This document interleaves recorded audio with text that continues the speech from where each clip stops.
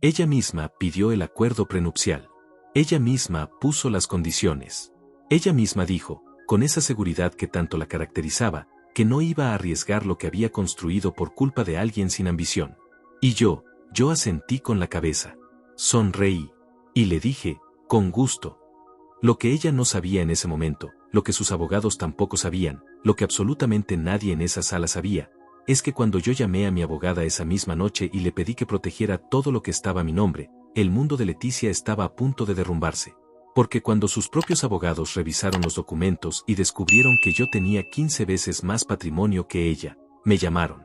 No ella, sus abogados. Y en esa llamada, nadie reía. Nadie tenía el control. Nadie seguía siendo lo que creía ser. Pero para entender cómo llegué a ese momento, necesito contarte desde el principio.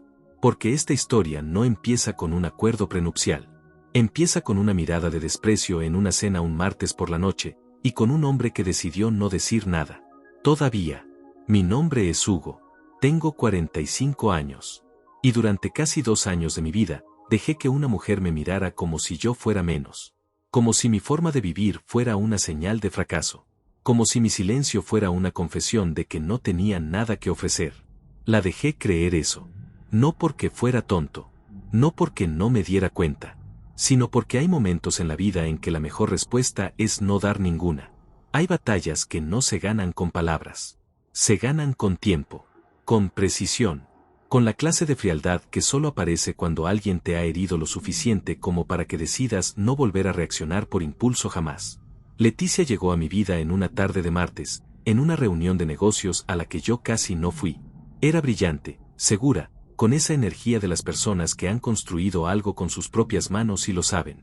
Tenía una empresa de diseño de interiores que facturaba bien, una agenda siempre llena, una presencia que llenaba cualquier cuarto. Y yo era el hombre tranquilo del fondo. El que tomaba café solo, escuchaba más de lo que hablaba, y vestía bien pero sin ostentación. Nada en mí gritaba poder. Nunca lo ha hecho. Esa siempre fue mi elección. Una elección que, con el tiempo, Leticia interpretó como limitación. Nos comenzamos a ver. Primero de manera casual, luego con más frecuencia. Leticia era el tipo de mujer que organiza todo, que llega puntual, que tiene opinión sobre cada cosa. Y al principio lo disfrutaba. Me gustaba su energía. Me gustaba que supiera lo que quería. Lo que no noté de inmediato, o quizás sí noté pero elegí ignorar, era esa tendencia suya a clasificar a las personas según lo que mostraban. Para Leticia, el valor de alguien se medía en lo visible. En el carro que manejaba, en el restaurante donde invitaba, en la marca del reloj, en el código postal de su apartamento. Y yo vivía en un apartamento sencillo en una zona tranquila. Manejaba un carro discreto. Usaba un reloj que me había dado mi padre antes de morir. Nada de lo que ella buscaba como señal de éxito estaba en mi superficie. Y eso, para Leticia, lo era todo. Hubo una noche, creo que fue como al 4.º mes de vernos, en que salimos a cenar con 2 parejas amigas de ella. Gente de su círculo. Empresarios, consultores, personas con ese tipo de conversación que siempre termina en cifras y comparaciones. En algún momento, uno de ellos me preguntó directamente a qué me dedicaba. Le dije que era consultor independiente. Y vi, con toda claridad, como la mirada de Leticia cambió por un segundo. Solo un segundo. Pero yo lo vi. Hubo algo entre vergüenza y decepción que cruzó su cara antes de que volviera a sonreír. Esa noche, en el camino a casa, estuvo más callada de lo normal. No dijo nada. Yo tampoco. Solo observé. Y guardé ese momento en algún lugar dentro de mí donde guardo las cosas que no olvido. Porque yo soy así. No reacciono en el momento. No exploto. No confronto de inmediato. Observo. Proceso. Y espero. Siempre he sido así, desde que era joven y mi padre me enseñó que el que habla primero en una negociación casi siempre pierde. Que el silencio bien usado es la herramienta más poderosa que existe. Que hay una diferencia enorme entre el que no puede defenderse y el que elige no hacerlo todavía. Mi padre fue un hombre que construyó todo desde cero, con paciencia y con visión. Me enseñó a nunca mostrar todas las cartas. A nunca dejar que nadie supiera exactamente cuánto tenías, cuánto podías, cuánto valías. Porque en el momento en que lo saben, cambian. Siempre cambian. Y Leticia nunca me preguntó. Nunca se sentó frente a mí con genuina curiosidad y me dijo, Hugo, cuéntame quién eres realmente. Nunca. Lo que hizo fue asumir. Asumir que lo que veía era todo lo que había. Asumir que el apartamento sencillo era todo lo que podía pagar. Asumir que el carro discreto era todo lo que me alcanzaba. Asumir que yo era, en el fondo, un hombre sin grandes ambiciones, sin grandes recursos, sin nada particularmente importante que proteger. Y en esa suposición, en esa decisión de no preguntar, de no mirar más allá de la superficie, estaba sellando, sin saberlo, todo lo que estaba por venir. Lo que Leticia no sabía era que detrás de ese hombre tranquilo, de ese consultor independiente que hablaba poco y sonreía mucho, había algo que ella jamás se imaginó. Algo que yo había protegido durante años con la misma discreción con la que mi padre me enseñó a vivir. Participaciones en 3 empresas. Propiedades en 2 países. Inversiones acumuladas durante más de 20 años. Un patrimonio que, al momento en que sus propios abogados lo vieron documentado, sumaba 15 veces más que todo lo que ella había construido. 15 veces. Pero eso todavía no lo sabía nadie. Y yo no tenía ninguna prisa en contarlo. Los meses siguientes fueron, en apariencia, completamente normales. Nos veíamos los fines de semana, a veces entre semana cuando su agenda lo permitía. Salíamos a cenar, íbamos al cine, caminábamos por el parque los domingos por la mañana. Desde afuera, éramos una pareja como cualquier otra. 2 personas adultas construyendo algo juntas. Pero yo, que siempre he tenido esa capacidad de observar sin que nadie note que estoy observando, empecé a ver un patrón que al principio quise ignorar. Un patrón que se repetía con suficiente frecuencia como para que ya no pudiera llamarlo coincidencia. Leticia tenía 2 versiones. La versión de cuando estábamos solos, que era cálida, atenta, genuinamente divertida. Y la versión de cuando había otras personas presentes, especialmente personas de su círculo profesional, que era completamente diferente. En esos momentos, algo en ella cambiaba. Su postura, su tono, incluso la forma en que me presentaba. Nunca decía a Hugo es. Con orgullo. Lo decía con una especie de neutralidad calculada, como quien presenta algo que no quiere explicar demasiado. Es consultor, decía. Y punto. Sin contexto. Sin detalle. Como si agregar más información fuera un riesgo que no quería correr.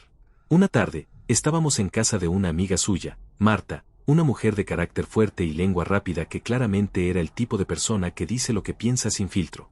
Había otras 2 personas más, una cena informal, vino, conversación. En algún momento Marta me preguntó con esa directness que la caracterizaba, Hugo, ¿y tú en qué andas ahorita? ¿Tienes algún proyecto grande entre manos? Antes de que yo pudiera responder, Leticia intervino. Rápido. Demasiado rápido.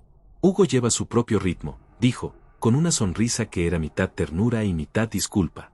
Como si mi ritmo fuera algo de lo que hubiera que excusarse.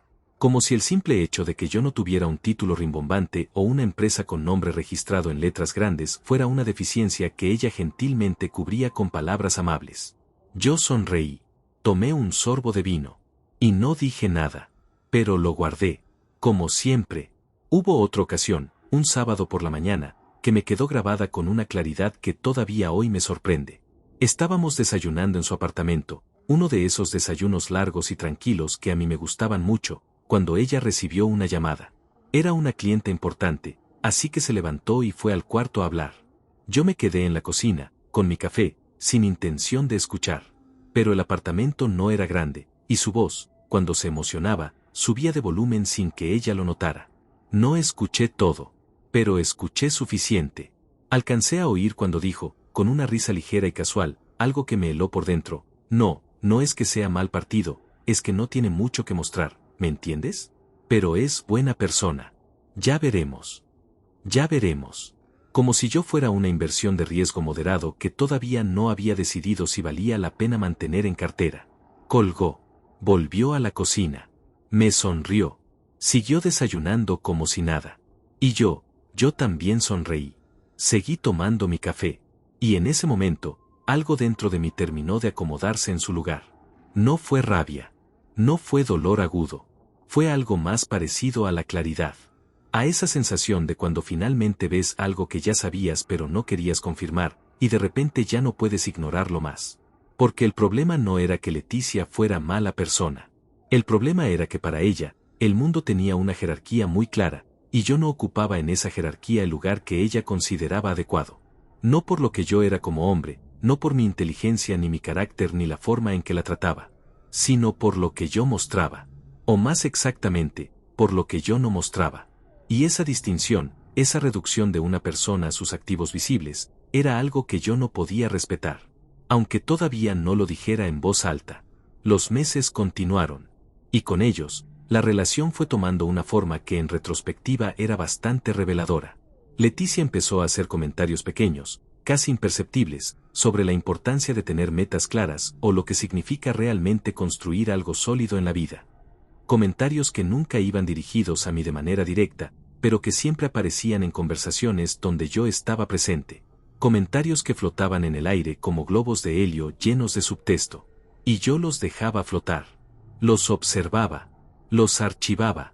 Un domingo, mientras caminábamos por el parque cerca de su edificio, me dijo algo que en el momento intenté tomar con ligereza, pero que con el tiempo entendí que era mucho más revelador de lo que parecía. Me dijo, Hugo, ¿alguna vez has pensado en hacer algo más ambicioso? No digo que lo que haces esté mal. Pero hay un momento en la vida en que uno tiene que decidir qué tan lejos quiere llegar. Lo dijo mirando hacia adelante, no hacia mí, con esa forma suya de lanzar ideas al aire como si fueran reflexiones generales y no lo que en realidad eran, evaluaciones. Juicios envueltos en filosofía de domingo. Le respondí que sí, que pensaba mucho en eso, que tenía muy claro hasta dónde quería llegar, y que estaba tranquilo con el camino que había elegido. Ella asintió. Pero en su gesto había algo que se parecía mucho a la resignación, como quien acepta una limitación que no puede cambiar. Y en ese momento, por primera vez desde que la conocía, sentí algo parecido a la tristeza. No por mí, sino por ella, por todo lo que estaba a punto de descubrir, por todo lo que su propia arrogancia no le estaba dejando ver. Porque mientras Leticia me evaluaba, mientras calculaba en silencio si yo era suficiente, mientras hablaba con sus amigas sobre si valía la pena seguir apostando por un hombre sin grandes activos visibles, yo seguía administrando en silencio un patrimonio que ella ni siquiera podía imaginar. 3 empresas en las que tenía participaciones significativas, 2 de ellas heredadas de mi padre y una que había construido yo mismo a lo largo de 15 años de trabajo discreto y decisiones estratégicas. Propiedades en Ciudad de México y en Madrid. Una cartera de inversiones que llevaba más de 2 décadas creciendo con paciencia. Todo a mi nombre, todo perfectamente documentado, todo absolutamente invisible para alguien que nunca se tomó el tiempo de preguntar. Mi patrimonio total, al día de hoy, supera los $4 millones. Leticia, con todo lo que había construido con tanto orgullo, con toda la empresa que exhibía como su gran trofeo de vida, tenía un poco menos de $300,000 en activos. Yo lo sabía. Ella no lo sabía sobre mí. Y en esa asimetría de información, en esa diferencia enorme entre lo que cada uno conocía del otro, estaba la semilla de todo lo que vino después. Pero todavía faltaba el golpe que lo cambiaría todo. El momento en que Leticia dejaría de ser simplemente una mujer con prejuicios y se convertiría en alguien con un plan. Y ese momento llegó una noche de jueves, con una copa de vino en la mano y una sonrisa demasiado calculada para ser espontánea. Fue un jueves por la noche. Lo recuerdo con una precisión que solo tienen los momentos que te cambian por dentro, aunque en la superficie parezcan completamente ordinarios. Habíamos cenado en su apartamento, algo sencillo que ella había preparado, una de esas noches tranquilas que yo genuinamente disfrutaba.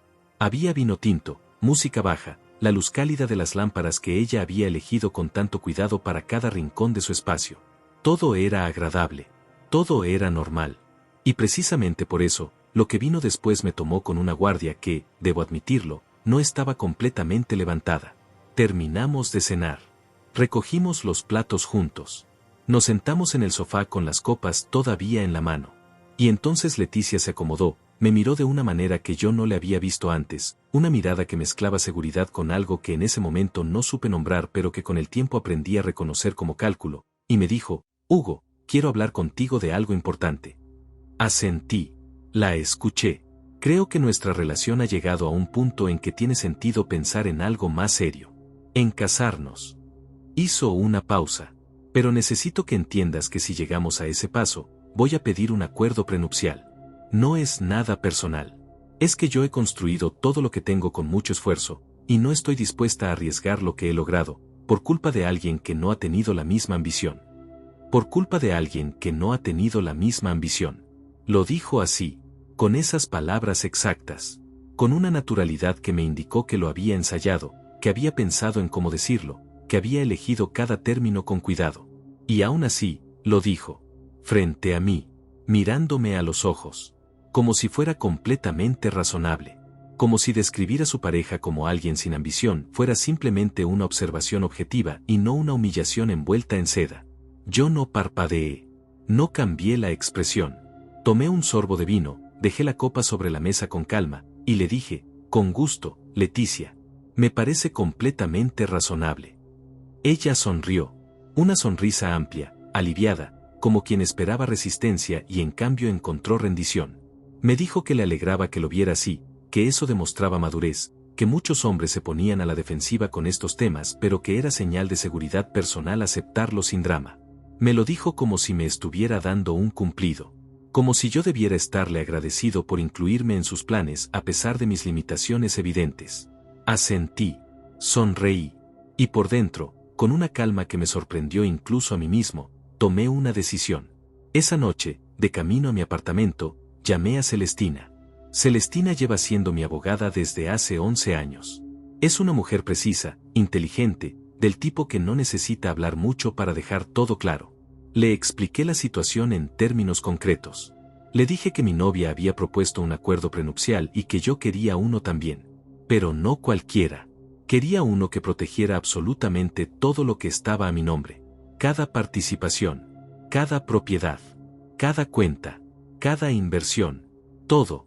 Celestina me escuchó en silencio, hizo 2 preguntas precisas, y luego dijo, entendido. Te mando el borrador en 48 horas. Así de simple, así de limpio. Así empezó todo.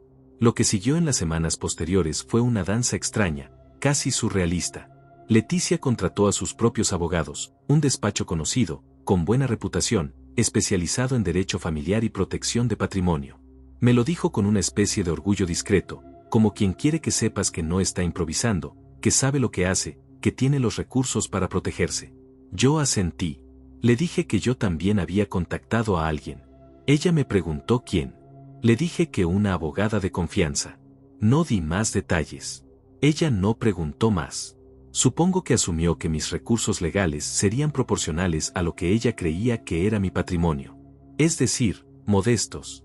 Y aquí es donde la historia empieza a tomar una dimensión que va más allá del acuerdo prenupcial. Porque mientras todo esto ocurría en la superficie, mientras Leticia organizaba reuniones con sus abogados y yo asistía a las mías con Celestina, algo más estaba sucediendo. Algo que yo todavía no sabía por completo, pero que estaba a punto de revelarme una capa de esta situación mucho más oscura de lo que había imaginado. Fue Teodoro quien me lo dijo. Teodoro es mi hermano menor, 3 años menos que yo, y es el único ser humano sobre la tierra que conoce cada detalle de mi situación financiera. No porque yo se lo haya contado todo de golpe, sino porque ha estado presente en cada etapa. Estuvo cuando heredamos las participaciones de papá. Estuvo cuando cerré el trato de la propiedad en Madrid. Estuvo cuando decidí estructurar las inversiones de la manera en que están hoy. Teodoro sabe quién soy. Y precisamente por eso, cuando me llamó un martes por la mañana con esa voz que solo usa cuando tiene algo serio que decir, yo supe que debía escuchar con atención. Me dijo que había coincidido el fin de semana anterior con Marta, la amiga de Leticia, en una reunión social. Que habían hablado un rato, como conocidos que son, y que en algún momento de la conversación, con el descuido típico de alguien que ha tomado un par de copas de más, Marta había dicho algo que Teodoro no supo si contarme de inmediato o esperar. Había dicho, con una naturalidad que hacía más pesadas las palabras, que Leticia llevaba semanas hablando con ella sobre la situación. Que Leticia estaba convencida de que yo tenía algo guardado. Que no sabía exactamente qué, pero que había ciertos detalles en mi comportamiento, en mi forma de moverme, en la calidad de algunas decisiones que yo había tomado durante nuestra relación, que no cuadraban con la imagen de un hombre sin recursos. Y que el acuerdo prenupcial no era solo para protegerlo de ella. Era también una manera de obligarme a declarar lo que era mío. De hacer que todo saliera a la luz durante el proceso legal. De mapear mi patrimonio real usando el marco del contrato matrimonial como herramienta. Me quedé en silencio cuando Teodoro terminó de hablar. Él me conoce lo suficiente como para no interrumpir ese silencio. Esperó. Y después de un momento, le dije, ¿cuándo fue eso? Me dijo que el sábado. 3 días antes. 3 días en que Leticia me había llamado 2 veces, me había mandado mensajes cariñosos, me había preguntado si quería que nos viéramos el miércoles. 3 días de normalidad absoluta sobre una superficie que, por debajo, escondía algo que ya no podía llamar malentendido ni paranoia ni exageración. El acuerdo prenupcial no era una petición nacida del miedo a perder lo que había construido. Era una trampa. Elegante, bien diseñada, envuelta en el lenguaje razonable de la protección patrimonial. Pero una trampa al fin. Y yo, sin quererlo, sin haberlo planeado, había respondido exactamente de la manera correcta. Había llamado a Celestina. Había pedido que protegiera todo. Y ahora, con esta nueva información, entendía con una claridad absoluta que el siguiente movimiento no podía ser emocional. No podía ser una confrontación. No podía ser una pregunta directa, ni una acusación, ni un ultimátum. Tenía que ser un juego. Y si Leticia quería jugar, yo estaba dispuesto. Pero íbamos a jugar con mis reglas. Con mi tablero. Con mi tiempo. Porque si algo me había enseñado mi padre, algo que llevo grabado en algún lugar donde no se borra, es que en cualquier negociación, en cualquier conflicto, en cualquier momento en que alguien intenta tomarte ventaja, la persona que controla la información controla el resultado. Y la información, en este caso, estaba completamente de mi lado. Esa noche no llamé a Leticia. Le mandé un mensaje corto, cariñoso, diciéndole que había tenido un día largo y que mañana hablábamos. Ella respondió con un corazón. Yo apagué el teléfono. Me serví un vaso de agua. Me senté en el sillón donde mi padre solía sentarse cuando era niño y pensaba en sus cosas. Y por primera vez en mucho tiempo, sonreí de verdad. Los días que siguieron fueron los más extraños que recuerdo haber vivido. Extraños no porque algo dramático estuviera ocurriendo en la superficie, sino precisamente por lo contrario. Por fuera, todo seguía igual. Leticia y yo nos veíamos, hablábamos, compartíamos momentos que en cualquier otro contexto habrían sido simplemente agradables. Ella seguía siendo la misma mujer energética, segura, con esa presencia que llenaba cualquier espacio. Y yo seguía siendo el mismo Hugo tranquilo, que escuchaba más de lo que hablaba, que sonreía en los momentos correctos, que nunca levantaba la voz. Pero por dentro, algo había cambiado de manera irreversible. Era como si hubiera bajado un cristal invisible entre los dos. Yo podía verla perfectamente. Podía escucharla. Podía responderle. Pero ya no estaba del mismo lado. Celestina me citó un miércoles a las 10 de la mañana en su oficina. Una oficina que, dicho sea de paso, está en uno de los pisos más altos de un edificio en el centro de la ciudad, con una vista que dice todo lo que necesita decirse sobre el nivel de su trabajo sin que ella tenga que abrir la boca. Llegué puntual. Ella ya tenía todo sobre la mesa. Varios documentos, un resumen de mi situación patrimonial completa, y una propuesta de estructura para el acuerdo prenupcial que era, en palabras simples, una obra maestra de precisión legal. Me explicó punto por punto lo que había preparado. Las participaciones en las 3 empresas, completamente blindadas. Las propiedades en Ciudad de México y en Madrid, protegidas bajo estructuras que las hacían intocables en caso de separación. La cartera de inversiones, organizada de tal manera que cualquier intento de reclamación futura sería legal y técnicamente imposible. Celestina había hecho su trabajo con la misma frialdad quirúrgica que siempre la caracteriza. Cuando terminó de explicarme todo, me miró y me preguntó, ¿cuánto sabe ella? Le dije, nada. Celestina asintió despacio, con esa expresión suya que no es exactamente una sonrisa pero se le parece. Y luego dijo algo que me quedó resonando durante días, entonces tiene mucho que aprender. Salí de esa oficina con una sensación que no había tenido en semanas. Una sensación de orden, de control. No el control nervioso del que teme perder algo, sino el control sereno del que sabe exactamente lo que tiene y exactamente cómo está protegido. Era una diferencia enorme. Y me di cuenta de que esa sensación, esa calma específica, era precisamente lo que Leticia nunca había podido ver en mí porque nunca había querido mirar más allá de lo que yo mostraba. Esa semana, Leticia me propuso que nos reuniéramos los 4. Ella, yo, su abogado y la mía. Una reunión inicial para alinear expectativas y establecer el marco del acuerdo. Me lo dijo con esa eficiencia suya, como quien organiza una junta de trabajo. Le dije que perfecto, que yo le confirmaría la disponibilidad de Celestina. Cuando le mencioné el nombre, Leticia frunció levemente el ceño. ¿Celestina quién?, preguntó. Le di el apellido. Vi que lo buscó mentalmente, que no le sonaba, y que ese desconocimiento la tranquilizó. Asumió, una vez más, que mis recursos eran proporcionales a su imagen de mí. Asumió que Celestina sería una abogada decente pero sin mayor peso. Asumió mal. Celestina tiene 23 años de trayectoria, una reputación en el medio legal que muy pocos pueden igualar, y una capacidad para estructurar acuerdos patrimoniales que la coloca en una categoría completamente diferente a la del despacho que Leticia había contratado. Pero yo no dije nada de eso. Simplemente confirmé la reunión. Mientras todo esto avanzaba en el plano legal, yo seguía procesando lo que Teodoro me había contado sobre Marta. Seguía pensando en esa conversación, en esas palabras, en la imagen de Leticia hablando con su amiga sobre sus sospechas, sobre su estrategia, sobre la manera en que el acuerdo prenupcial era en realidad un instrumento de investigación.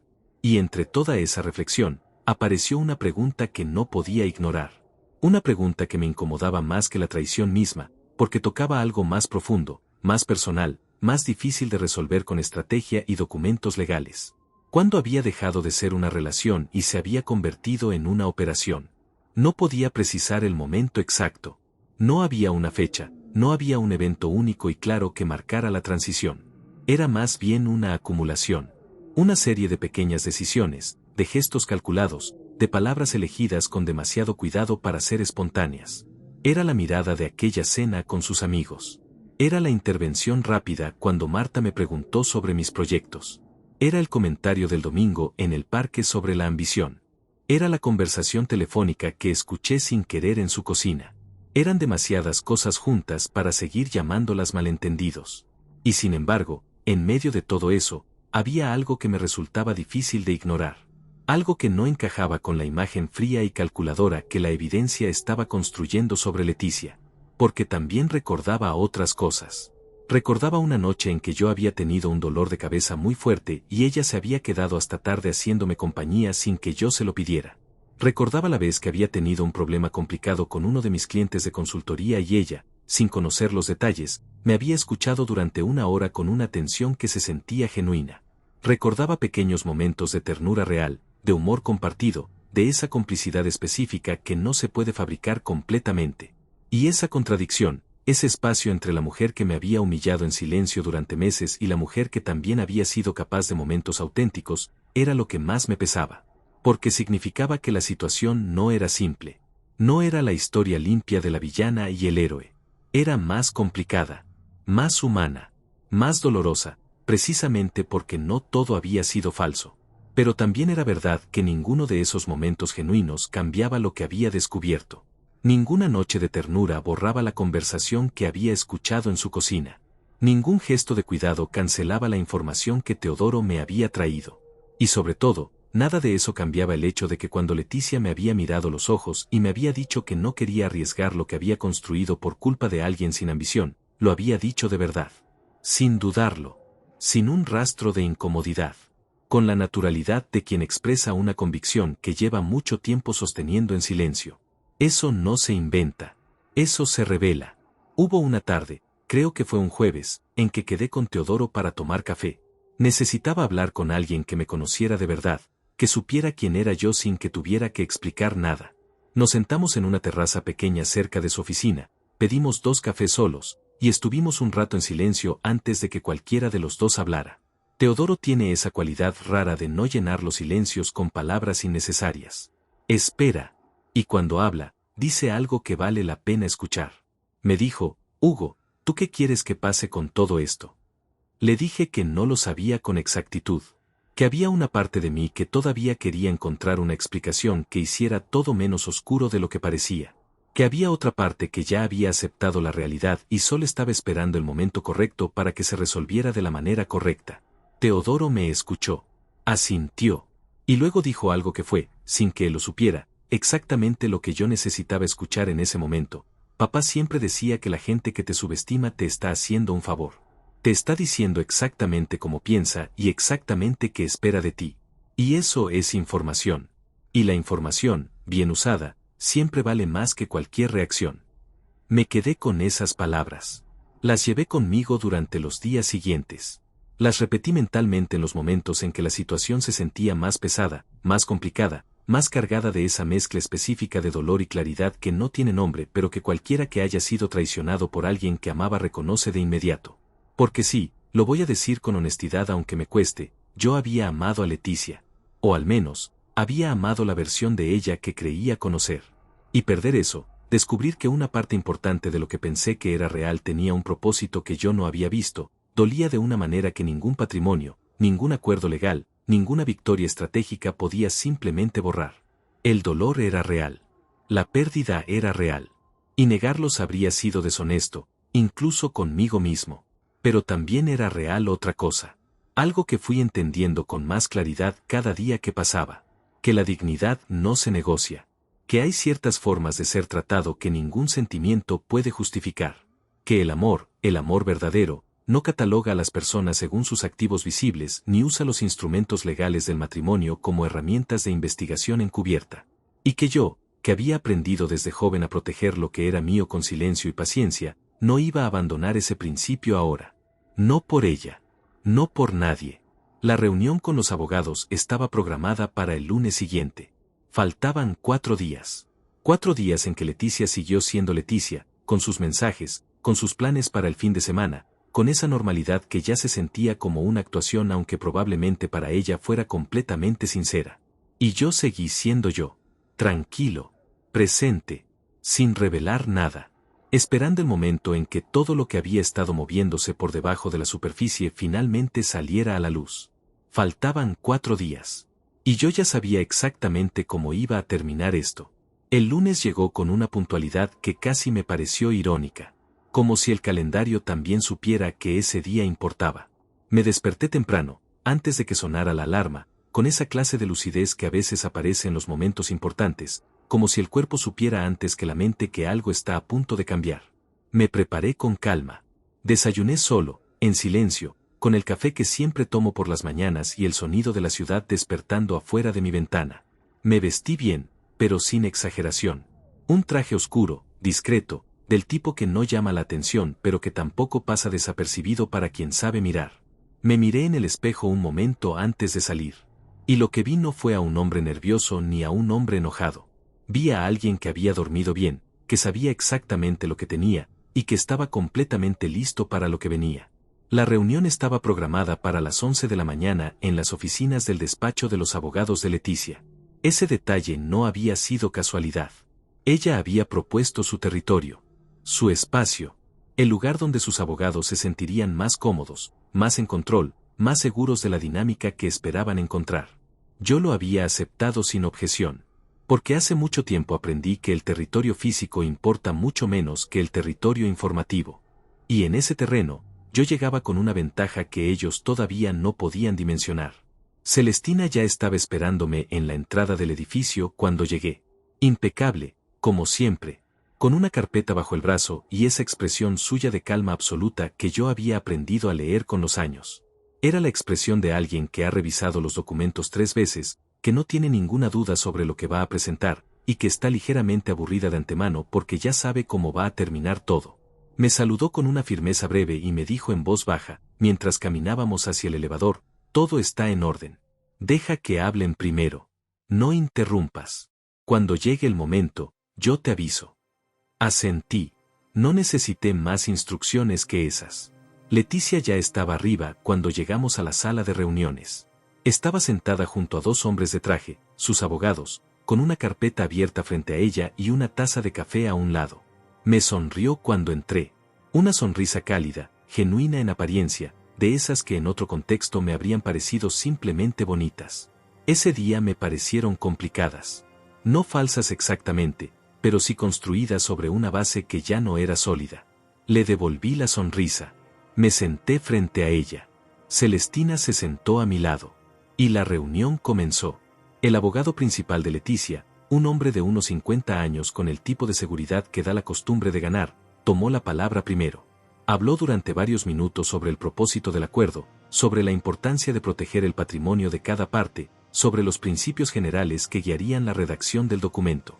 Todo muy profesional, muy ordenado, muy diseñado para establecer desde el primer momento que ellos llevaban el control de la conversación. Yo escuché con atención. Celestina también. Sin interrumpir. sin gesticular, sin dar ninguna señal de lo que estaba a punto de ocurrir. Luego llegó la parte que yo estaba esperando. El abogado de Leticia dijo que, como parte del proceso estándar de elaboración del acuerdo, ambas partes debían presentar una declaración completa de su patrimonio. Activos, propiedades, inversiones, participaciones empresariales, todo.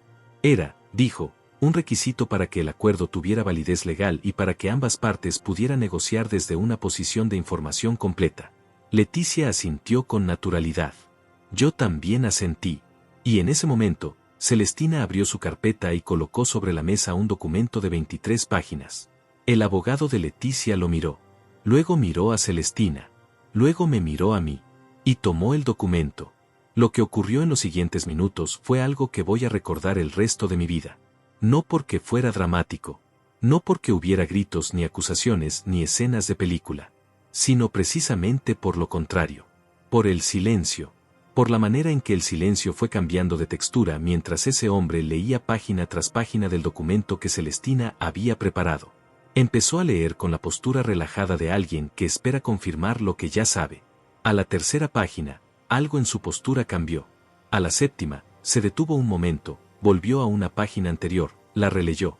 A la décima, intercambió una mirada breve con su colega. Y para cuando llegó al resumen final, en la página 23, había una quietud en esa sala que pesaba como algo físico. Leticia, que había estado mirando alternativamente a sus abogados y a mí con esa seguridad suya de siempre, empezó a notar el cambio en el ambiente. Vi el momento exacto en que dejó de entender lo que estaba pasando. Sus ojos fueron de su abogado a la carpeta, de la carpeta a Celestina, de Celestina a mí. Y en su cara, por primera vez desde que la conocía, vi algo que nunca había visto antes. No era enojo. No era sorpresa exactamente. Era una especie de desorientación profunda. Como cuando el suelo que creías completamente sólido emite un sonido que no debería emitir. Su abogado principal dejó el documento sobre la mesa con una delicadeza que contrastaba con la rigidez de su mandíbula. Me miró. Y me preguntó, con una voz que había perdido completamente el tono de autoridad que tenía 20 minutos antes, ¿estos datos son verificables? Celestina respondió antes de que yo pudiera abrir la boca. Cada cifra tiene su respaldo documental en el anexo. Las escrituras, los registros de participaciones, los estados de cuenta y los certificados de inversión están todos incluidos a partir de la página 14. El abogado asintió despacio. Y luego hizo algo que no esperaba. Se excusó, tomó el documento, le dijo algo en voz baja a su colega, y los dos salieron de la sala. Quedamos Leticia, Celestina y yo. Leticia me miró durante un momento que se sintió mucho más largo de lo que realmente fue. Y luego me preguntó, con una voz que yo nunca le había escuchado, una voz más pequeña, más desprovista de esa seguridad que siempre la envolvía como una segunda piel, Hugo, ¿por qué nunca me dijiste nada? Me tomé un segundo antes de responder. No porque no supiera qué decir, sino porque quería decirlo bien. Quería que cada palabra fuera exacta. La miré con calma y le dije, porque nunca me preguntaste, Leticia. Nunca te interesó saber quién era yo realmente.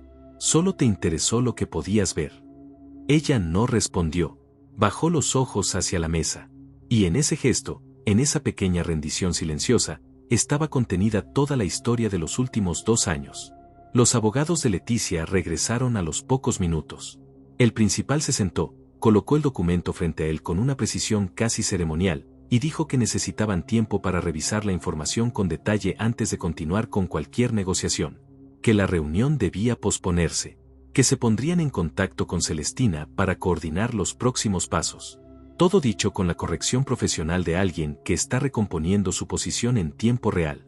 Celestina dijo que perfecto, que quedábamos a su disposición. Recogió sus papeles. Se puso de pie. Yo también. Antes de salir, me detuve un momento junto a la silla donde había estado sentado. Miré a Leticia una última vez. Ella seguía con los ojos bajos, con las manos sobre la mesa, con esa postura de alguien que está procesando algo que no esperaba procesar ese día. No dije nada más. No hacía falta. Ya todo estaba dicho. No con palabras. Con 23 páginas y el silencio de una sala donde el poder había cambiado de manos sin que nadie levantara la voz. Salí al pasillo. Celestina caminaba a mi lado. Llegamos al elevador y esperamos en silencio.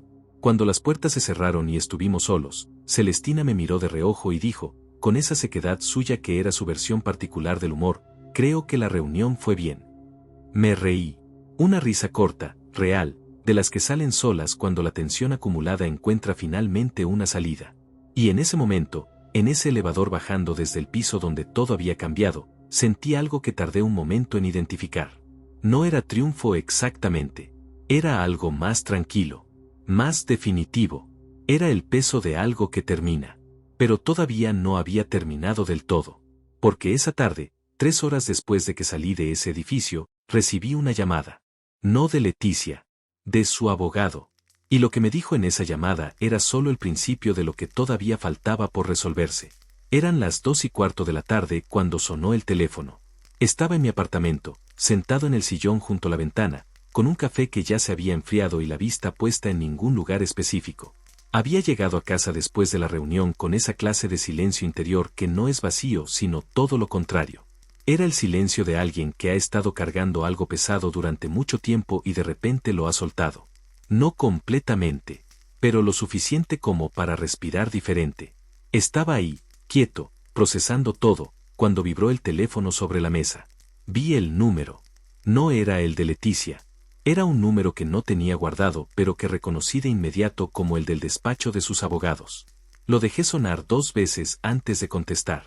No por drama, sino porque en ese segundo adicional me acomodé, me senté derecho, y me aseguré de estar completamente presente cuando respondiera.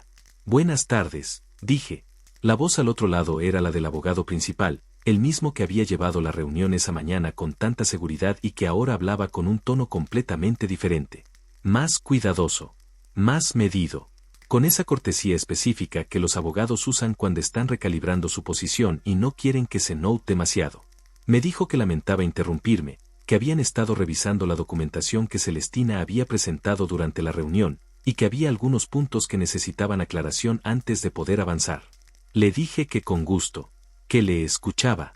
Y lo que vino después fue una conversación que duró casi 40 minutos y que me confirmó, con una precisión que ya no me sorprendió pero que todavía me afectó, exactamente cuánto había subestimado Leticia la situación en la que se había metido.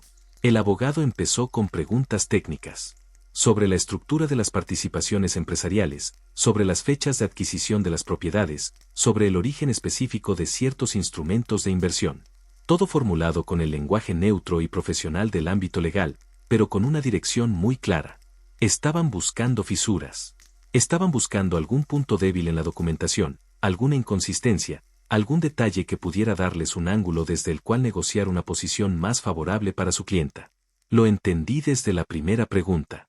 Y respondí cada una con la misma calma con que Celestina me había preparado para responder. Con precisión. Con brevedad. Sin agregar información innecesaria. Sin dejar espacios abiertos. Hacia el final de la llamada, después de que todas las preguntas técnicas habían sido respondidas y el silencio del otro lado se había vuelto más denso, el abogado dijo algo que no esperaba.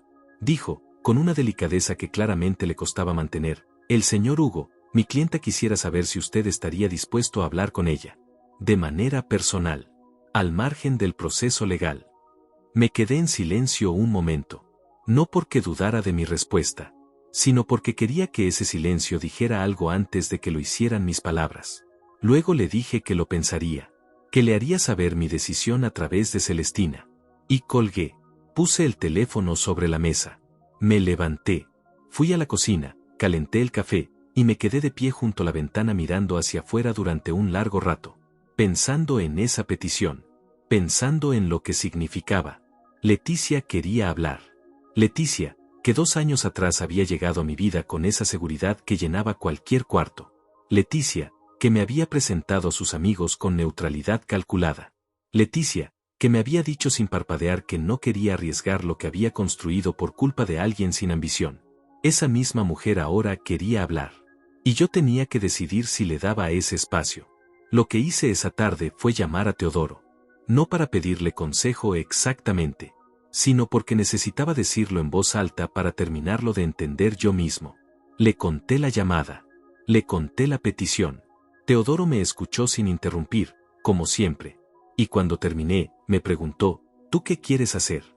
Le dije que no estaba seguro. Que había una parte de mí que quería esa conversación, no para reconciliarse, no para reabrir nada, sino para cerrar algo que todavía sentía abierto. Y había otra parte que sabía que ciertas conversaciones no cierran nada. Que a veces lo que parece un cierre es en realidad otra apertura hacia algo que ya no vale la pena explorar. Teodoro estuvo en silencio un momento. Y luego dijo, Hugo, tú ya tienes el cierre. Está en esas 23 páginas. Está en la cara que puso ese abogado cuando llegó a la página 10. Está en el silencio de Leticia cuando le dijiste que nunca te preguntó quién eras. Ya tienes el cierre. La pregunta es si quieres darle a ella el suyo también. Me quedé con esa idea, con esa distinción entre mi cierre y el de ella. Y entendí algo que había estado intentando formular desde la mañana sin encontrar las palabras exactas. Que yo no le debía nada a Leticia, que no le debía una explicación, ni una conversación, ni la oportunidad de reencuadrar lo que había hecho con el lenguaje más amable de la conversación directa. No le debía nada. Pero también entendí que negarme no era frialdad ni poder. Era simplemente una elección. Y las elecciones, cuando son libres, merecen ser examinadas con honestidad. Decidí que hablaría con ella. Una vez. Sin abogados. Sin documentos sobre la mesa. Solo los dos, como habían sido al principio, antes de que todo se complicara. Le mandé un mensaje esa noche, un mensaje corto, diciéndole que podíamos vernos el miércoles por la tarde en el café donde nos habíamos tomado nuestro primer café juntos, 2 años atrás. Un lugar neutral. Un lugar que los dos conocíamos. Un lugar que tenía la memoria suficiente como para que la conversación fuera honesta. Ella respondió en menos de 5 minutos. Solo dijo, ahí estaré. El miércoles llegó con una llovizna fina que cubría la ciudad como un velo gris. Llegué al café 10 minutos antes. Pedí un café solo.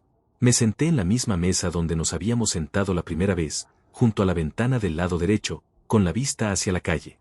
Recordé ese primer café con una claridad que me sorprendió. Recordé cómo había llegado ella, puntual, con esa energía que entonces me pareció magnética. Recordé cómo habíamos hablado durante casi 2 horas de todo y de nada, con esa fluidez que tienen las conversaciones cuando dos personas todavía no saben nada el uno del otro y eso es precisamente lo que las hace interesantes. Recordé que al final de esa tarde había pensado que Leticia era alguien extraordinario. Y recordé también que esa impresión había sido real, aunque incompleta, aunque construida sobre una superficie que no era tan sólida como parecía. Llegó puntual. Siempre había sido puntual. Se sentó frente a mí. Pidió un té. Y durante un momento, los dos nos miramos en silencio con esa incomodidad específica de las personas que se conocen demasiado bien para fingir que todo está bien y demasiado poco para saber exactamente qué decir cuando todo ha cambiado. Fue ella quien habló primero. Me dijo que lo sentía. No con la voz segura de siempre. Con una voz más quieta, más despojada de esa armadura que normalmente la protegía. Me dijo que había cometido un error enorme al asumir cosas sobre mí sin preguntar. Que había dejado que sus miedos, su necesidad de control, su forma de ver el mundo en términos de lo que se puede medir y demostrar, nublaran algo que en el fondo había sido real. Me dijo que el acuerdo prenupcial, en su origen, se había nacido del miedo genuino a perder lo que había construido. Pero que con el tiempo, y bajo la influencia de ciertas conversaciones con personas que no le habían dado el mejor consejo, ese miedo se había transformado en algo más oscuro, en algo más calculado, y que no estaba orgullosa de eso. La escuché, sin interrumpir, sin gestos que la animaran ni gestos que la cortaran. La escuché como escucho todo, con esa atención completa que la gente a veces confunde con frialdad pero que en realidad es respeto. Y cuando terminó, cuando el silencio volvió a instalarse entre los dos, le dije algo que había estado pensando desde la mañana de la reunión. Le dije que la escuchaba, que entendía que parte de lo que decía era verdad, que no dudaba de que en algún lugar de todo esto había habido algo genuino entre los dos, pero que también era verdad que lo que había dicho aquella noche en el sofá, lo de alguien sin ambición, no había sido un desliz. Había sido una convicción.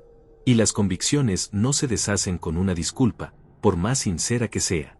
Le dije que lo que me había dolido no era el acuerdo prenupcial en sí, sino la imagen que ese acuerdo revelaba, la imagen que ella tenía de mí, y que esa imagen, más allá de los documentos y los abogados y las cifras, era lo que hacía imposible seguir construyendo algo juntos. Leticia asintió, con los ojos brillantes, pero sin llorar, con esa dignidad suya que, incluso en ese momento, incluso con todo lo que había pasado, yo no podía dejar de reconocer. Y me dijo, podría haber sido diferente si yo hubiera preguntado. Le respondí con honestidad, probablemente no. Porque el problema no era lo que no sabías de mí. El problema era lo que ya habías decidido sobre mí antes de saber nada. Nos despedimos en la puerta del café, bajo la llovizna que seguía cayendo con la misma delicadeza con que había empezado. Sin abrazo, sin promesas, sin el tipo de final dramático que estas historias a veces parecen exigir. Solo dos personas que se habían conocido, que habían compartido algo real aunque imperfecto, y que se alejaban en direcciones distintas con la claridad incómoda pero necesaria de saber exactamente por qué. Caminé de regreso a mi apartamento con las manos en los bolsillos y la llovizna en la cara. Y pensé que había algo extrañamente honesto en ese final. Algo que, a su manera, tenía más dignidad que cualquier victoria ruidosa. Porque no había ganado aplastando a nadie. Había ganado siendo, simplemente, quien siempre había sido. Y eso, descubrí en ese camino de regreso a casa, era suficiente. Siempre había sido suficiente. Pero las consecuencias de todo lo que había ocurrido todavía no habían terminado de desplegarse. Porque mientras yo caminaba bajo la llovizna con esa sensación de cierre tranquilo, en otro lugar de la ciudad, ciertas conversaciones estaban ocurriendo. Ciertas verdades estaban llegando a oídos que todavía no las conocían. Y el mundo que rodeaba a Leticia estaba a punto de reorganizarse de maneras que ninguno de los dos había anticipado completamente. Las noticias viajan rápido en los círculos pequeños. Y el círculo de Leticia, aunque se presentaba como el mundo amplio y sofisticado de los negocios y las conexiones profesionales, era en realidad un círculo pequeño. De esos donde todo el mundo sabe algo de todos, donde las conversaciones de una cena del jueves aparecen reformuladas en el desayuno del lunes, donde la reputación se construye y se destruye con la misma velocidad con que se sirve el café. Yo lo sabía. Siempre lo había sabido. Y precisamente por eso, nunca había formado parte de ese círculo de manera visible. Nunca había dado nada que ese circuito pudiera procesar, reformular o devolver transformado en algo que ya no reconociera. Fue Teodoro quien me fue contando, con la discreción que lo caracteriza, cómo se estaban moviendo las cosas en los días posteriores a la reunión y al café. No porque él estuviera buscando información activamente, sino porque Teodoro, a diferencia de mí, sí se movía en ciertos espacios sociales donde esas cosas llegaban solas, sin necesidad de buscarlas. Me llamó un viernes por la noche, mientras yo estaba en casa leyendo, y me dijo que en una reunión de trabajo ese día había coincidido con un conocido común, alguien que se movía en el mismo sector que Leticia, y que ese conocido le había preguntado directamente si era verdad lo que se estaba comentando. Teodoro le había dicho que no tenía información al respecto, pero la pregunta en sí ya era una respuesta. Ya era la confirmación de que algo estaba circulando. Lo que circulaba, según fui entendiendo en los días siguientes a través de distintas fuentes, era una versión de los hechos que se había filtrado desde el despacho de abogados de Leticia hacia algunas personas de su entorno. No los detalles completos, no las cifras exactas, pero sí la esencia. La esencia de que Leticia había propuesto un acuerdo prenupcial para protegerse de un hombre al que consideraba sin recursos, y que ese hombre había resultado tener un patrimonio que multiplicaba por 15 el de ella. Eso era suficiente. En un círculo donde las apariencias lo son todo, donde la jerarquía se mide en activos visibles y posiciones de poder, esa historia era dinamita. Y la dinamita, una vez encendida, no pregunta hacia dónde va. Lo que me llegó después, de manera indirecta pero suficientemente clara, fue que la posición de Leticia en su propio círculo había cambiado. No de manera catastrófica ni inmediata. Estas cosas nunca ocurren así. Ocurren de manera gradual, casi imperceptible, como la marea cuando baja. En una reunión alguien hace una broma que tiene demasiado filo para ser inocente. En otra, una persona que siempre la había tratado con deferencia empieza a dirigirse a ella con una neutralidad nueva. En otra más, alguien que quería hacer negocios con ella pospone una reunión que llevaba semanas programada sin dar una explicación particularmente convincente. Son cosas pequeñas. Son cosas que cualquiera podría interpretar como coincidencia. Pero cuando se acumulan, cuando aparecen todas juntas en el mismo periodo de tiempo, dejan de ser coincidencia y se convierten en patrón. Yo no busqué ninguno de esos resultados de manera activa. Quiero ser claro sobre eso. No hice ninguna llamada para distribuir información. No hablé con nadie de su círculo. No le pedí a Teodoro que contara nada a nadie.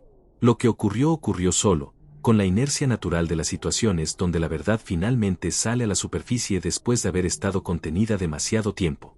Cuando una historia tiene los elementos que tenía esta, cuando hay una humillación revelada y una subestimación desmentida por los hechos, el relato se mueve solo.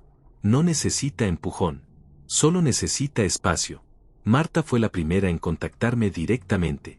Me escribió un mensaje un martes por la mañana, escueto pero cargado de un subtexto que era imposible ignorar.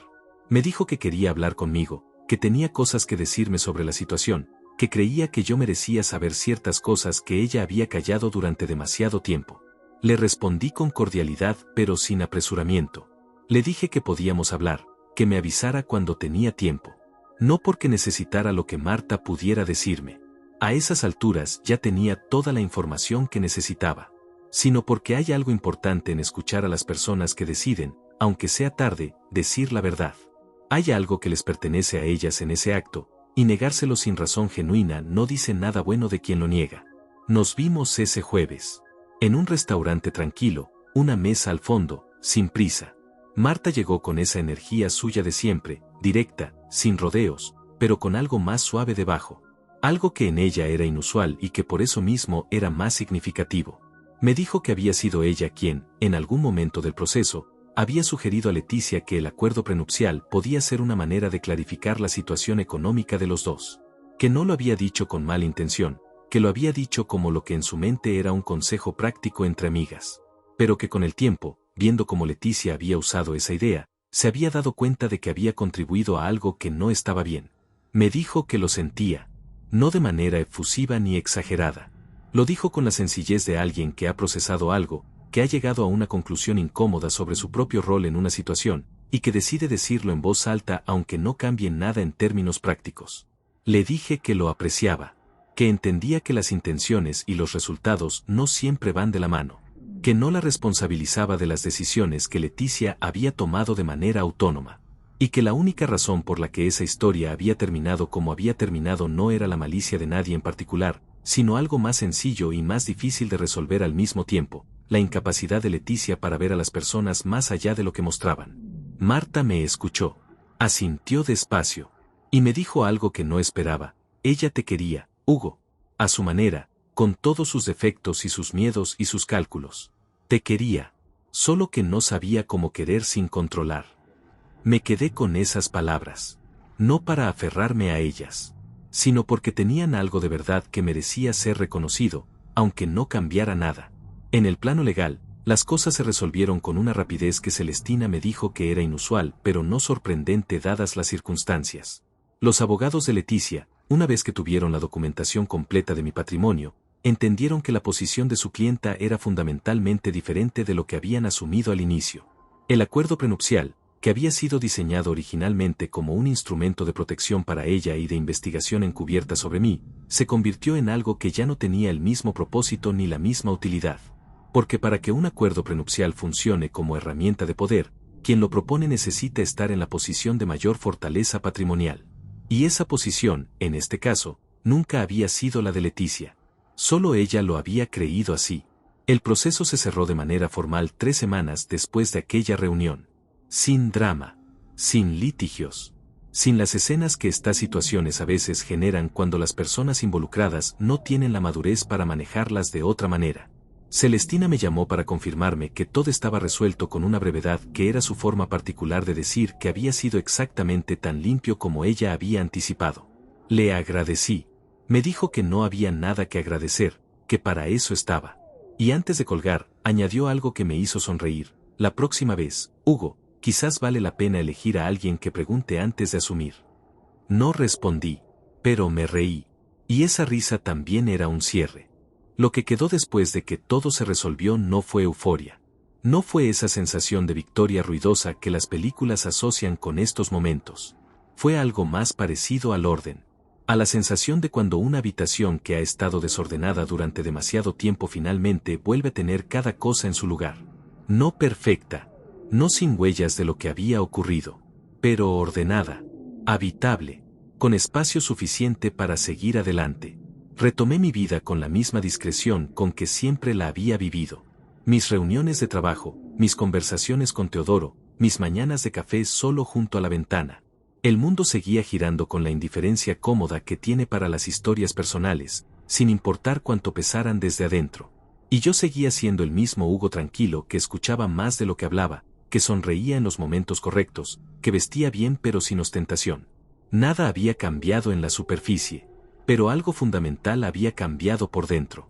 Algo que tenía que ver con la certeza, con la confirmación de que la manera en que había elegido vivir, con discreción, con paciencia, sin necesitar que nadie validara lo que era, había sido siempre la manera correcta. Y eso, descubrí, no tiene precio. Aunque en este caso, el precio de aprenderlo hubiera resultado ser considerablemente más caro para otros que para mí. Pasaron varias semanas después de que todo quedó resuelto. Semanas que en la superficie fueron completamente ordinarias y que por dentro tuvieron esa textura particular de los periodos de transición, cuando una etapa ha terminado definitivamente pero la siguiente todavía no ha tomado forma del todo. Me levantaba temprano, como siempre. Trabajaba, tomaba café, caminaba por las tardes cuando el clima lo permitía. Hablaba con Teodoro 2 o 3 veces por semana. Tenía mis reuniones con los socios de las empresas, mis llamadas con los gestores de inversión, mis conversaciones con Celestina sobre ajustes menores en la estructura patrimonial que ella siempre encontraba útil revisar periódicamente. Era mi vida. La misma vida que había tenido antes de Leticia y que seguía teniendo después de ella. Discreta, ordenada, construida con paciencia a lo largo de muchos años. La misma vida que ella nunca había podido ver porque nunca había querido mirar. Pero en esas semanas tranquilas, en esos días que desde afuera parecían simplemente normales, yo estaba procesando algo que no se resuelve con documentos legales ni con conversaciones de cierre en cafés con llovizna. Estaba procesando lo que significa ser visto de manera equivocada por alguien a quien le importabas. No la traición en su dimensión estratégica, no el cálculo frío del acuerdo prenupcial como herramienta de investigación, sino algo más simple y más profundo que todo eso. La experiencia de haber estado presente, de haber sido genuino, de haber dado lo que tenía para dar dentro de esa relación, y que todo eso hubiera sido evaluado únicamente en función de lo que se podía ver y medir desde afuera. Eso es lo que más tiempo tarda en procesarse. No la traición, sino la reducción. Que alguien te mire y solo vea la superficie, y decida que la superficie es todo lo que hay. Una tarde, estaba revisando unos documentos en mi escritorio cuando encontré, sin buscarlo, una foto que Leticia y yo nos habíamos tomado en un viaje que hicimos juntos el año anterior. Una ciudad costera, una tarde de sol, los dos sonriendo con esa despreocupación que tienen los momentos de vacaciones cuando todo lo demás queda en pausa. Era una buena foto. Éramos dos personas que en ese momento parecían estar exactamente donde querían estar. La miré durante un rato más largo de lo que probablemente era necesario. Y lo que sentí no fue amargura. Fue algo más parecido a la melancolía tranquila de quien reconoce que algo fue real aunque no fuera suficiente. Que los momentos buenos habían existido. Que no todo había sido cálculo ni estrategia ni evaluación fría. Que entre todas las capas complicadas de lo que había sido esa relación, había habido también momentos genuinos que merecían ser recordados como lo que fueron, sin negarlos ni exagerarlos. Guardé la foto. No la tiré. No la borré. La guardé en un cajón, en ese lugar donde van las cosas que ya no forman parte del presente pero que tampoco merecen ser eliminadas como si nunca hubieran existido. Y en ese gesto simple, en esa decisión pequeña, encontré algo que no esperaba encontrar. Encontré que podía sostener las dos cosas al mismo tiempo. El dolor y la claridad. La pérdida y la certeza. El reconocimiento de lo que había sido real y la aceptación de por qué no había podido continuar. No había contradicción en eso. Era simplemente la complejidad de las cosas humanas, que casi nunca son completamente una cosa o completamente la otra. Fue en esa etapa cuando empecé a tener una conversación conmigo mismo que llevaba tiempo postergando. Una conversación sobre patrones. Sobre por qué había elegido a Leticia. Sobre qué había en mí que había encontrado atractiva, durante tanto tiempo, la dinámica de estar con alguien que me subestimaba. Porque era una pregunta que no podía ignorar. Leticia no había sido la primera persona en mi vida que había asumido que yo era menos de lo que era. Había otras instancias, menos dramáticas, menos documentadas, pero presentes en mi historia. Y la pregunta honesta no era por qué ellos o ellas habían asumido eso. La pregunta honesta era por qué yo había permitido que esa dinámica se repitiera. Porque mi forma de protegerme, ese silencio estratégico que mi padre me había enseñado y que genuinamente me había servido en los negocios, a veces también se convertía en una barrera que impedía que las personas me vieran de verdad. Porque la discreción, que era una elección legítima y consciente, a veces terminaba siendo también una invitación involuntaria a que otros llenaran el espacio vacío con sus propias suposiciones. No tenía una respuesta simple. Probablemente no la habría. Pero hacerme la pregunta ya era algo. Era la diferencia entre salir de esta historia sintiéndome únicamente vindicado y salir de ella habiendo aprendido algo que pudiera usar. No sobre los demás. Sobre mí. Teodoro me visitó un sábado por la mañana, sin avisar, como hace a veces cuando sabe que necesito compañía aunque no lo haya pedido. Trajo pan dulce y café de una panadería que a los dos nos gusta desde hace años, desde que éramos jóvenes y no teníamos nada, y ese café era uno de los pocos lujos que nos permitíamos. Nos sentamos en la cocina, como cuando éramos chicos en la casa de nuestros padres, y estuvimos un rato hablando de cosas sin importancia antes de que la conversación derivara hacia lo que los dos sabíamos que tarde o temprano llegaría. Teodoro me preguntó cómo estaba. No con la formalidad de quien cumple un protocolo social, con la atención genuina de alguien que conoce cada versión de ti y quiere saber en cuál estás hoy. Le dije la verdad. Le dije que estaba bien, que había días más pesados que otros, pero que en general estaba bien, que había encontrado una especie de paz con todo lo que había ocurrido, que no era resignación sino algo más activo, algo más parecido a la comprensión. Teodoro me escuchó, asintió, y luego me dijo algo que llevaba tiempo queriendo decirme y que ese sábado de pan dulce y café decidió finalmente decir. Me dijo que papá estaría orgulloso. No por cómo había manejado la situación legal. No por los documentos ni por Celestina ni por las 23 páginas. Sino por la manera en que había manejado el dolor. Por el hecho de que en ningún momento había perdido la compostura. Por el hecho de que había sido honesto en esa conversación del café con Leticia, que le había dicho la verdad sin crueldad pero sin suavizarla tampoco. Por el hecho de que había llegado hasta aquí sin convertirse en alguien diferente de quien era. Me dijo que eso era lo más difícil.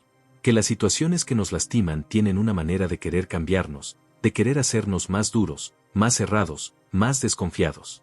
Y que resistir eso, mantenerse íntegro sin volverse ingenuo, era la forma más real de ganar. Se me hizo un nudo en la garganta que no esperaba. No lloré, pero estuve cerca. Y en ese momento, sentado en mi cocina con mi hermano y el café que olía igual que siempre, entendí algo que tal vez ya sabía pero que necesitaba escuchar dicho en voz alta. Que la historia con Leticia no había sido un error. Había sido una lección cara, como suelen ser las mejores.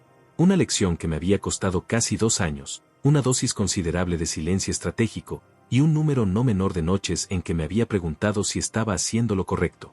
Pero una lección que valía lo que había costado. Porque me había enseñado cosas que ningún éxito empresarial, ninguna cifra en ninguna cartera de inversiones, podía enseñarme. Me había enseñado dónde estaban mis límites reales. Me había enseñado la diferencia entre la paciencia que construye y la paciencia que simplemente evita. Me había enseñado que el silencio, cuando se usa bien, es poder, pero que hay momentos en que la única manera de ser visto de verdad es elegir hablar. Y me había enseñado, sobre todo, que el valor de una persona no está en lo que muestra. Está en lo que es cuando nadie está mirando. Está en las decisiones que toma cuando nadie lo obliga a tomarlas. Está en la manera en que trata a quienes considera que no tienen nada que darle. Eso es lo que revela a alguien. No el reloj. No el carro. No el código postal. Sino eso. Leticia nunca lo entendió. Y esa, al final, fue su pérdida más grande. Mucho más grande que cualquier cifra en cualquier documento legal. Hay una cosa que nadie te dice sobre los finales reales. Los finales reales no se parecen a los de las películas. No hay música que suba en el momento exacto. No hay una escena final perfectamente iluminada donde todo queda dicho con una sola mirada. Los finales reales son más silenciosos, más graduales, más parecidos a cuando una luz se apaga despacio que a cuando algo explota. Y sin embargo, tienen algo que los finales de película nunca logran del todo. Tienen peso verdadero. Tienen la textura específica de las cosas que ocurrieron de verdad, que costaron de verdad, que dejaron una marca que no es decorativa sino permanente. Y esa permanencia, esa huella que no desaparece aunque deje de doler, es lo que los hace reales de una manera que ninguna ficción puede imitar completamente. Han pasado varios meses desde aquella reunión. Desde aquellas 23 páginas sobre una mesa de sala de juntas y el silencio que la siguió. Desde aquel café con llovizna donde Leticia y yo nos dijimos lo que había que decirse y nos fuimos en direcciones distintas sin drama ni promesas rotas. Mi vida, vista desde afuera, es prácticamente la misma de siempre. Me levanto temprano. Trabajo con la misma dedicación discreta de siempre. Tomo decisiones sobre mis empresas, sobre mis propiedades, sobre mis inversiones, con la misma paciencia que aprendí de mi padre y que llevo practicando desde que era lo suficientemente joven para no saber todavía cuánto iba a necesitarla. Hablo con Teodoro con frecuencia. Tomo café solo por las mañanas junto a la ventana. Visto bien pero sin ostentación. Nada en mí grita poder. Nunca lo ha hecho. Esa sigue siendo mi elección. Pero por dentro, algo es diferente. No de una manera que se pueda señalar con el dedo y nombrar con una sola palabra. Es más sutil que eso. Es una especie de asentamiento. Como cuando una estructura que ha estado sometida a presión durante mucho tiempo finalmente se estabiliza y encuentra su forma definitiva. No más rígida que antes. No más dura. Simplemente más segura de sí misma. Más clara sobre lo que es y sobre lo que no está dispuesta a ser nunca más. Leticia siguió adelante con su vida. Lo sé porque los círculos pequeños tienen esa característica de mantener a todos informados de todo aunque nadie lo pida. Sé que su empresa sigue funcionando. Sé que reorganizó algunas cosas después de lo que ocurrió, no solo en el plano personal sino también en el profesional, como si la experiencia hubiera removido algo más amplio que solo nuestra relación. No tengo detalles más allá de eso y no los busco. No porque me sea indiferente lo que le ocurra, sino porque ya no me corresponde saberlo. Hay una frontera que se establece cuando dos personas se dicen lo que tienen que decirse y se van. Y respetar esa frontera es parte de lo que significa haber cerrado algo de verdad y no solo en apariencia. Marta me escribió una vez más, semanas después de nuestra conversación en el restaurante. Un mensaje corto, sin pretensiones. Me decía que esperaba que estuviera bien, que había pensado mucho en lo que habíamos hablado, y que le había servido para examinar sus propias maneras de ver a las personas. Nada más. Le respondí con la misma brevedad. Le dije que le agradecía la honestidad y que le deseaba lo mejor. Y eso fue todo. Algunos capítulos se cierran con pocas palabras. Y esas pocas palabras son exactamente suficientes. Celestina me llamó hace unas semanas para una revisión de rutina de mis estructuras patrimoniales. Durante esa llamada, al final, con esa sequedad suya que ya aprendí a leer como afecto, me preguntó si había algo nuevo en mi vida personal que requiriera ajustes en los documentos. Le dije que no, que todo seguía igual. Ella hizo una pausa breve y luego dijo, bien, así es más fácil trabajar. Me reí, y esa risa fue, también, una forma de cierre. Lo que me quedó de todo esto no es lo que la gente esperaría que me quedara. No me quedó amargura. No me quedó desconfianza generalizada hacia las personas, ni hacia el amor ni hacia la posibilidad de construir algo real con alguien. Me quedaron cosas más específicas, más útiles, más difíciles de resumir en una frase pero más verdaderas por eso mismo. Me quedó la confirmación de que la paciencia real, no la que evita el conflicto sino la que espera el momento exacto, es una de las formas más poderosas de inteligencia que existen. Me quedó la certeza de que el silencio bien usado no es cobardía ni resignación. Es precisión. Es la diferencia entre disparar cuando estás nervioso y disparar cuando sabes exactamente a dónde apuntas. Me quedó también algo más incómodo de admitir pero igualmente verdadero. Me quedó la conciencia de que yo también tenía algo que aprender en todo esto. Que mi forma de vivir, esa discreción que es genuina y que no cambiaría por nada, a veces también era una manera de evitar la vulnerabilidad de ser conocido de verdad. Que hay una diferencia entre elegir no mostrar todo lo que tienes y no permitir que nadie te vea de verdad. Que la primera es sabiduría y la segunda, a veces, es miedo disfrazado de estrategia. Y que si algo quiero que sea diferente en lo que viene, es eso. No mostrar más, sino permitir más. Permitir que las personas correctas, las que preguntan antes de asumir, las que miran más allá de la superficie, puedan llegar a donde yo realmente estoy. Porque eso es lo que Leticia nunca hizo. No me preguntó. Nunca se sentó frente a mí con curiosidad genuina y me dijo, Hugo, cuéntame quién eres. No el consultor, no el hombre del apartamento sencillo y el carro discreto. Tú, ¿quién eres tú? Nunca lo preguntó. Y esa pregunta no hecha, ese espacio que nunca quiso abrir, fue en realidad el principio del fin de algo que con otra actitud, con otra forma de mirar, podría haber sido completamente diferente. No lo digo con rencor. Lo digo con la claridad fría y tranquila de quien ha procesado algo hasta el fondo y ya no le teme. Porque el rencor requiere energía que prefiero usar en otra parte. Y porque, en el fondo, Entiendo que Leticia no era malvada. Era limitada. Limitada por una forma de ver el mundo que la había servido bien en los negocios, pero que en las relaciones humanas producía exactamente el tipo de daño que produce cualquier instrumento de medición cuando se aplica a algo que no se puede medir. El valor de una persona no está en sus activos. No está en su patrimonio, ni en su empresa, ni en el número de ceros de su cuenta bancaria. Está en cómo trata a quien cree que no tiene nada. Está en las preguntas que hace antes de concluir. Está en la capacidad de mirar a alguien y ver a una persona completa en lugar de un balance financiero con cara. Eso es lo que separa a quienes construyen relaciones reales de quienes solo construyen alianzas convenientes. Y yo, que pasé casi 2 años siendo evaluado en silencio por alguien que nunca entendió lo que estaba mirando, salí de esa experiencia con algo que ningún acuerdo prenupcial, ninguna reunión de abogados, ninguna cifra en ningún documento podría haber producido. Salí con la certeza absoluta de quién soy. Con la tranquilidad de quien ha sido puesto a prueba de la manera más silenciosa y más reveladora posible, y ha salido del otro lado siendo exactamente quien era antes. Sin haberse reducido. Sin haberse endurecido de la manera equivocada. Sin haber perdido nada que valiera la pena conservar. El mayor error que alguien puede cometer es subestimar a una persona tranquila. Ya lo dije al principio. Y lo repito ahora no como amenaza ni como advertencia ni como la moraleja calculada de una historia diseñada para impresionar. Lo repito porque es verdad. Porque lo viví. Porque lo sé de la manera en que solo se saben las cosas que han costado algo real. Porque al final, el silencio de quien sabe quién es resulta siempre, siempre, más poderoso que el ruido de quien solo sabe lo que tiene.